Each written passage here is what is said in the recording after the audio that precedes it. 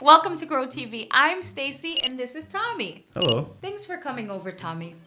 I'm working on some classic illusions and I'm not sure what to do. I want to post a video of one of my tricks, but I need to know which is best. Can you help me decide? For sure. But if I'm gonna do this, I need some kind of scale to judge with. Let's do it. If the illusion is absolutely awesome, then you'll give it 3 stars for legendary. Sounds good. And if the illusion is pretty good, then how about 2 stars for solid?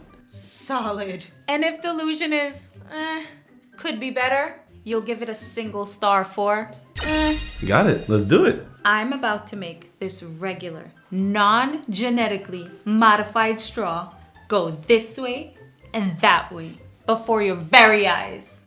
Are you ready? I think so. How are you gonna do that? Say presto. Presto.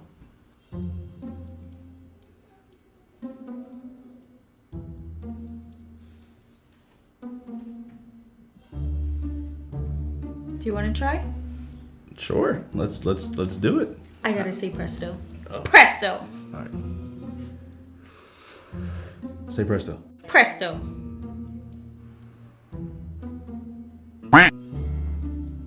I'm doing it. I'm doing Good job. So what do you think? it. Pretty good, but I don't think you're supposed to explain how the trick is done. I'm pretty sure that's like illusion 101. So I'm gonna give it like a Noted. For my next illusion, I will be making this regular everyday handkerchief disappear.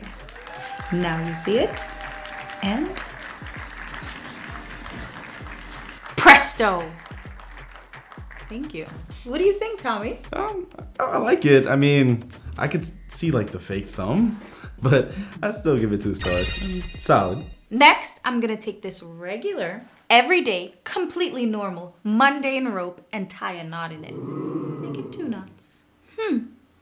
Feeling a little bit lucky today. Make it 3 knots. Blow. Whoa, 3 stars. Legendary. Awesome! Thanks! Now I know what to do. Post the rope trick. You know, one of my favorite illusions is invisible ink. How do you do that? It's easy. Okay, so you just take a piece of paper and write on it with lemon juice. It doesn't look like anything is there, but when you warm it up, presto, it's a smiley face. I love that! If we shared that illusion, we could also share a nice message like, have a nice day, smile, or have more fun. And it would appear as if out of nowhere. There is a story from the book of Daniel where a message appears as if it's out of nowhere. It wasn't exactly a nice message, but it was one that was needed to be shared. Today's Bible story comes from Daniel chapter 5. Daniel was one of God's special messengers, right? Taken from his home and brought to live in Babylon under King Nebuchadnezzar's rule. Right. King Nebuchadnezzar didn't follow God, but he saw God do incredible things through Daniel and his friends, so he respected God. But kings come and go, and years later, a new king named Belshazzar came to power. One day, Belshazzar threw a massive party. Woo! Let's party! Let's party! Come on! Come on! Not that kind of party? Well, not really. You see, Belshazzar made a bad decision. He chose to use the gold and silver cups taken from God's temple in Jerusalem. Weren't those sacred and meant only for honoring God? And Belshazzar and his guests used them for their party? Like for punch and stuff? Right.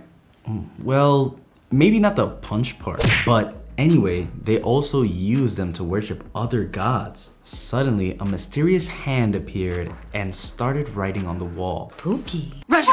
But Belshazzar didn't even know what it said.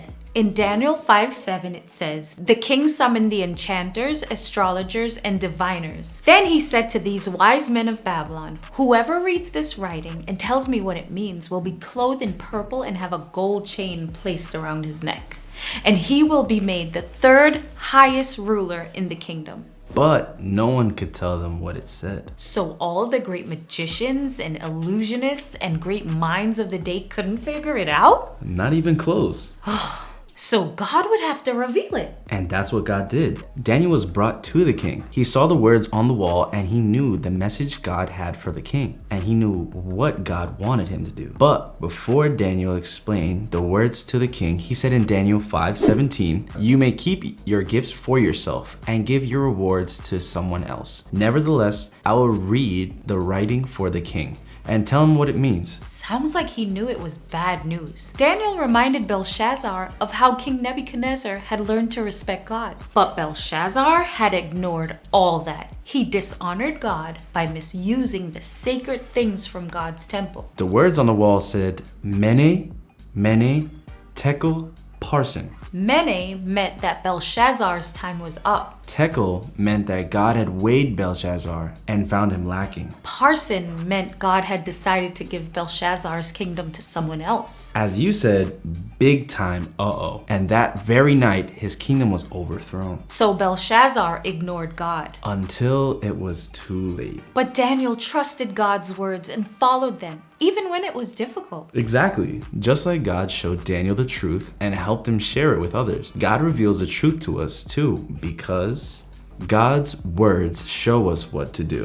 It must have been very hard for Daniel to be so far from home, far from everything that felt safe, speaking a whole different language. And then brought before the king to give that message to him. But Daniel followed God's words all through his life, so he knew what to do in a very difficult spot. Yeah, and Belshazzar, well, he didn't, so he didn't know what to do. Just like me practicing my illusions, following God's word is something we can practice. We start by, well, reading God's words. Right.